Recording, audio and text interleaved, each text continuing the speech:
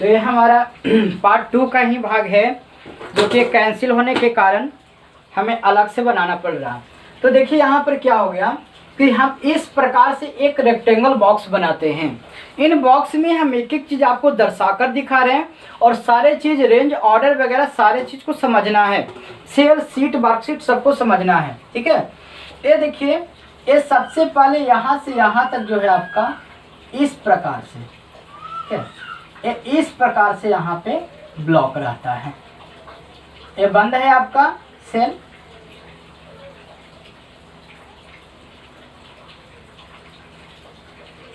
ठीक है, और यहाँ पे ये आपको रो गुने कॉलम दिखाएगा। जैसे आप क्लिक करें कॉलम दिखाएगा।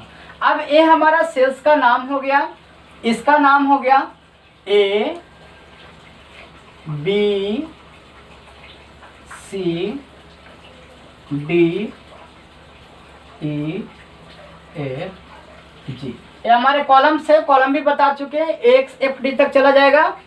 फर्स्ट A से स्टार्ट होता है। ए हमारा क्या होता है, रो, यानी कि रो को किससे डिनोट करते हैं, नंबर से। 1 2 3 4 5 6 7 etc। ये हमारा क्या है, हम इसको नाम देते हैं रो, इसे हम कहते हैं रो। ठीक है, और रो को किससे डिनोट करते हैं, नंबर से। और ये जो मेरा ABCD है, ये क्या है, हमारा कॉलम है। ठीक है, ये हमारा, इसका नाम क्या है, कॉलम। तो प्रत्येक जो सेल्स होता है, अभी हमने थोड़ा देर पहले जो लैब में बताया था कि नेम क्या होता है, नेम बॉक्स कहाँ है, एक फॉर्मूला बॉक्स कहाँ है, तो इसी के जस्ट ऊपर एक और कॉलम्स बनेंगे जिसके अंदर ये सारी चीज दिखाई देंगे। यहाँ पर आपको नेम बॉक्स रहेगा, बगल में आपको फॉर्मूला बार रहेगा, जहाँ पे कोई भी फॉर्मूला आप सर्च करेंगे तो दिखाई देगा। तो चलिए सबसे पहले हम किसी सेल्स का नाम निकालना सीखते हैं। जैसे मेरा यहाँ पे कर्सर है, यहाँ पे मानते हैं कि मेरा एक कर्सर है। ध्यान से समझिएगा, थोड़ा सा कलर डिस्कलर लेना होगा, डिस्कलर है नहीं, चलिए तो इसी कलर पे काम चलाते हैं। ध्यान रखिएगा, मानते हैं कि ये हमारा सेल है, हम इसे गाढ़ा कर दे रहे हैं, बोल्ड कर दे रहे हैं, हाईलाइट कर दे रहे हैं, आप इसे समझिएगा। ठीक है, ये हमारा एक सेल्स है, इस सेल्स का नाम क्या होगा। तो सबसे पहले हम इसमें हॉरिजॉन्टल और वर्टिकल दोनों तरफ से चलेंगे।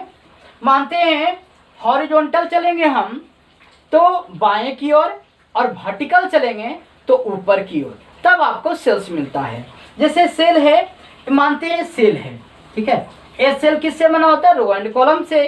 तो जब कॉलम की ओर निकालना होगा तो कहाँ जाना होगा, अपर की ओर, और जब हमको रो निकालना होगा तो लेफ्ट साइड की ओर। चलिए तो हम इसको बाएं करके सबसे पहले ऊपर चलते हैं कॉलम की ओर। तो देखिए ये किस कॉलम में है हमारा, तो हमारा किस कॉलम में है, सी कॉलम में। ठीक है, तो हमारा इसका नाम हो गया सी। इसके बाद देखेंगे कि किस रो में है, तो यहाँ से चलेंगे बाएं तो देखिए रो थर्ड है, तो इस कॉलम, इस सेल का नाम क्या हो गया, C3। सिंपल है पहचानना। मानते हैं कि अगर इसका नाम दे, बताइए, एक कॉलम है हमारा, इस कॉलम का, इस कॉलम में ए सेल है हमारा, इस सेल का क्या नाम होगा। तो सबसे पहले चले ऊपर की ओर, क्योंकि अगर कॉलम से होगा तो ऊपर की ओर, रो होगा तो बाएं की ओर आएंगे। ठीक है, अब यहाँ पर ऊपर की ओर जाएंगे तो देखिए इसका नाम क्या है, किस सेल में ये है, क्योंकि ये एफ जो है यहाँ से लेके यहाँ तक जितना जाएगा एफ है, डी है तो पूरा डी है, सी है सी है, बी है बी है, ए है ए, ऐसा नहीं कि चेंज होगा इसमें, चाहे यहाँ हो यहाँ हो यहाँ हो यहाँ हो, कहीं हो, चेंज नहीं होगा। इसी तरह से रो में कहीं भी होगा, चेंज नहीं होगा। ठीक है, अब चलते हैं कि किस सेल में है, एफ में, इसका नाम हो गया एफ। किस रो में है, ठीक है ना, ध्यान रखिएगा किस रो में है। तो चलते हैं रो की ओर, 2 में है ना, तो चलिए इसका नाम यहाँ दे दिए F2 हो गया। तो यही हो गया कॉलम गुने रो। इसी प्रकार आपके सारे फॉर्मूले बनते हैं। चलिए और सेल का नाम जानते हैं। चलिए इस सेल का नाम आप लोग बताइए क्या होगा, इस सेल का नाम क्या होगा। चलिए सही है, यहाँ पे इस सेल का नाम आप क्या दिए, बी। क्यों, क्योंकि बी के कॉलम में ही ए नाम है आपका, ए हो गया आपका बी, और किसमें है 5 रो, यहाँ पे ली 5 हो गया। सिंपल सा है। तो सबसे पहले आपको सेल पहचानना है। देखिए एक स्प्रेड शीट है, एक सीट है, और वर्कबुक भी ये है।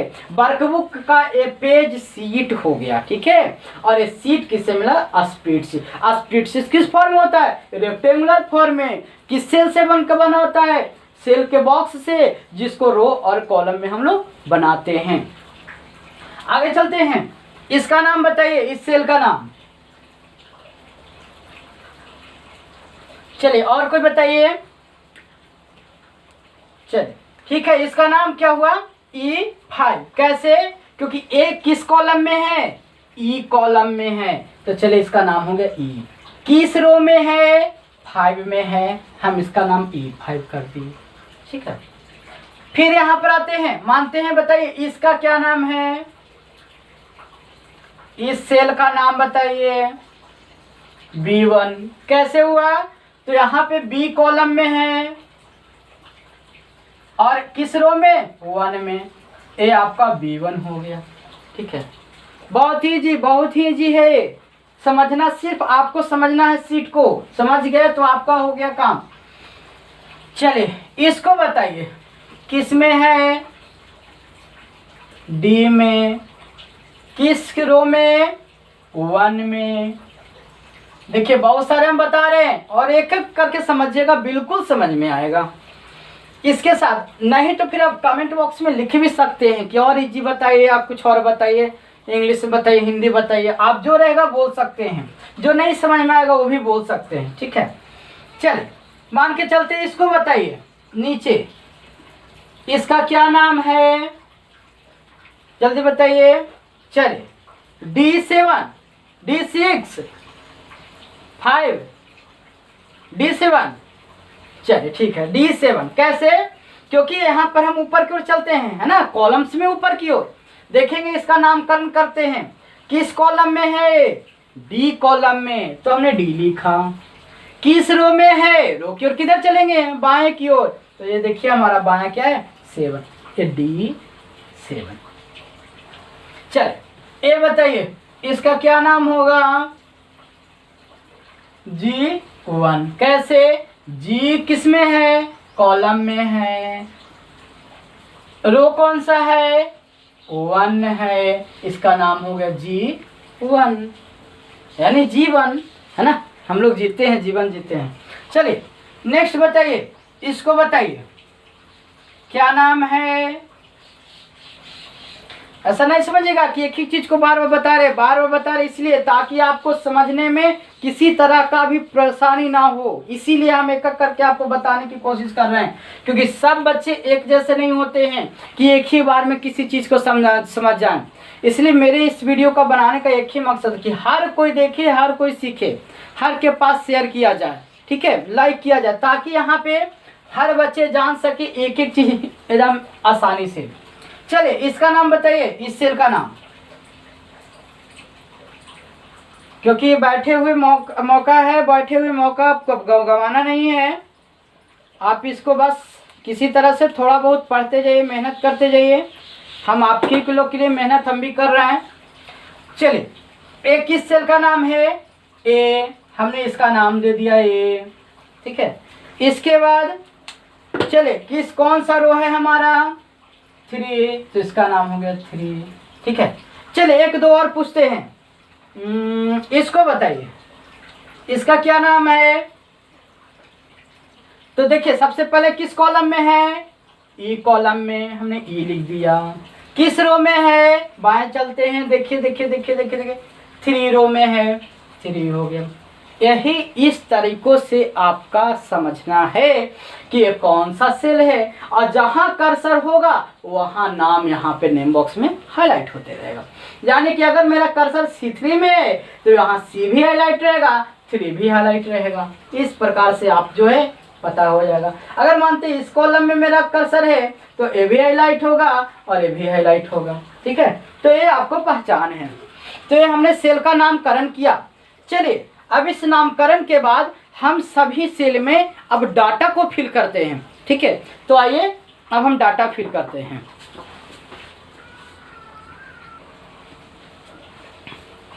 चलिए अब हम नंबर भरते हैं और नंबर के बाद फॉर्मूला लगाना सीखेंगे, ठीक है, कैसे बनता है फॉर्मूला जो। और अब रेंज, एक मिनट पहले हम रेंज को भी सीख लेते हैं, ठीक है। चलिए अभी तो हमने ये सीखा था कि कौन कौन सेल का क्या क्या नाम है। अब ये बताइए रेंज के लिए, अगर ये यहाँ से लेकर के यहाँ तक सिलेक्ट है, ध्यान से समझिएगा, ठीक है। यहाँ ए देखिए, यहाँ से लेकर के आपको ए बॉक्स का। अब बताइए ये रेंज, रेंज का मतलब हमने क्या बताया था, कंटिन्यू यानी रेशियो। अगर आपको रेंज निकालना है तो अनुपात डालना होगा, और अनुपात के लिए क्या करना होगा, तो स्टार्टिंग सेल टू इन अनुपात एंडिंग सेल, ठीक है। यानी कि जैसे ही आप जहां से स्टार्ट कर रहे हैं और जो सेल का अंतिम है, अंतिम सेल है, नाम है, उसको लिखेंगे। जैसे लिखेंगे वैसे ही सिलेक्ट हो जाएगा। कैसे, चलिए देखते हैं। मानते हैं हमें यहाँ पे एक फॉर्मूला लगाने हैं, तो यहाँ पे फॉर्मूला हम लगाएंगे इस सेल के लिए, इक्वल टू क्या है, इसका नाम क्या है, तो इसका नाम है, ये स्टार्टिंग किससे हो रहा है, ध्यान रखिएगा, स्टार्टिंग किससे हो रहा है, तो किस सेल से, डी से, किस रो से, 2 से, तो ये हो गया आपका D2, ठीक है। अगर आप एक एक करके लिखेंगे तो ये D3, D4, D5, D6, D7 इस प्रकार से हो जाएगा ना। तो आप यहाँ से आपको क्या करना है कि कंटिन्यू जब है यहाँ से लेके यहाँ तक, तो D1 तो आपका, D2 तो जो है स्टार्टिंग सेल है, एंडिंग सेल कौन सा है, तो हमने टिक आउट देखे लगाया है D5। ए अनुपात दे करके हमको देना है D5। ये आपका हो गया रेंजिंग ऑर्डर, ठीक है। यानी कि अरेंज करना है, यानी कि कैसे करके आप इसको रेंज बनाएंगे, ठीक है। तो जैसे जैसे आप रेंजिंग ऑर्डर में सजाएंगे आपको यहाँ पे कंटिन्यू आ जाएगा। चलिए एक और रेंज बनाते हैं हम लोग, इसको लेते हैं, यहाँ से लेकर के यहाँ तक हमको रेंज बनाना है। बताइए कि इसका क्या नाम होगा, इस रेंज का नाम क्या होगा, तो इक्वल टू रेंज का नाम क्या होगा, तो कहाँ से स्टार्टिंग है, मानते यहाँ से स्टार्टिंग, एंडिंग कहाँ पे, यहाँ पे है। इस सेल का नाम क्या है, तो चलते हैं कॉलम देखते हैं ना, पहले किस कॉलम में, ए कॉलम में है, चले ए लिख दिया। इसके बाद किस रो में है, 6 में है, A6 हो गया, ठीक है। अब रेंज यानी कि कंटिन्यू करना है ना, तो क्या लगाएंगे, रेशियो यानी कि अनुपात, ठीक है। इसके बाद कहाँ तक है, यहाँ तक, इसका कॉलम क्या है, C, तो यहाँ लिखेंगे C। रो कौन सा है, 6, ए हो गया 6। ए हमारा फॉर्मूला हो गया। हमारे इंटर मारेंगे रिजल्ट आ जाएगा, एक ही बार में जोड़ के रख देगा, गुना करके रख देगा आपको, ये सारे चीज आपको एक ही बार में करके रख देगा। इसलिए रेंज को समझना बहुत जरूरी भी है। पहले तो आपने एक एक करके सेल को सीखा कि सेल कैसे निकालते हैं, सेल का बॉक्स, अब उसी के आधार पर रेंज हो गया, ठीक है। चलिए फिर से हम लेके चलते हैं।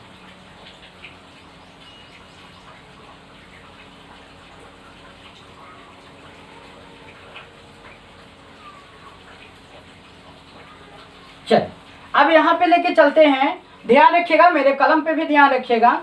चले इसका नाम बताइए, यहाँ से लेकर के यहाँ तक, ये चारों को बताइए, चारों का रेंज नाम क्या होगा, इसका नाम क्या होगा इन चारों का।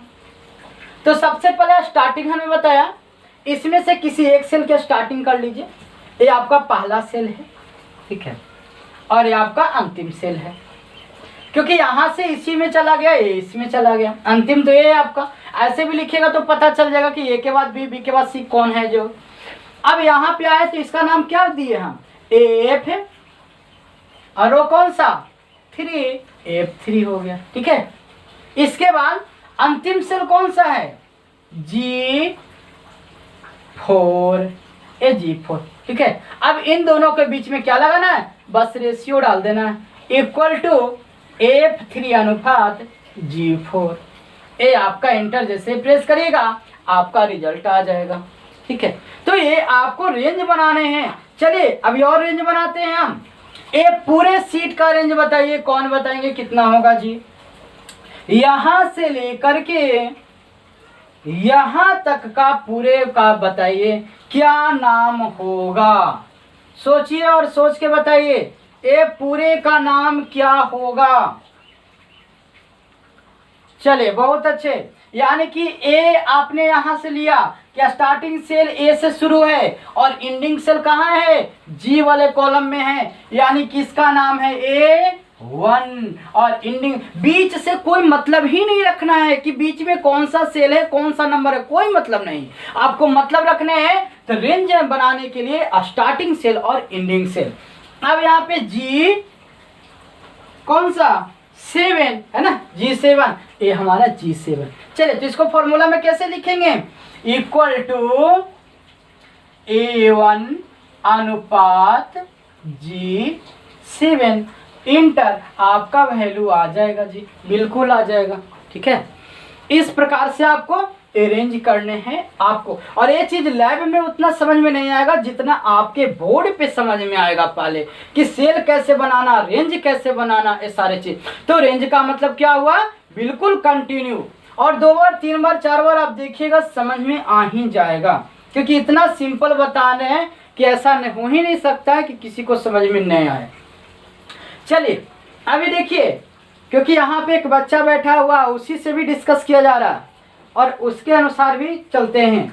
तो यहाँ पर अब देखिए, अब मानते हैं यहाँ से लेकर के यहाँ तक का बताइए, इसका नाम क्या होगा? 6 का नाम, 6 का नाम बताइए। तो सबसे पहले क्या देना है? Starting cell. स्टार्टिंग सेल हमारा कौन सा है? अगर देखिए गलती से अगर स्टार्टिंग सेल सी भी लेते हैं तो याद रखिएगा कि C3 हमारा हुआ। तो लेकिन C3 के अब शुरुआत कौन हुआ? तो ये हो गया B3। यानी कि यहाँ पर एक कॉलम हमारा B3 और ये हमारा C3 देंगे। तो क्या ये हो जाएगा अंत तक? नहीं होगा। क्यों? क्योंकि हमने यहाँ से लेके यहाँ तक का दिया है। तो अंतिम कौन है? तो C3 नहीं है, कौन सा है? C5।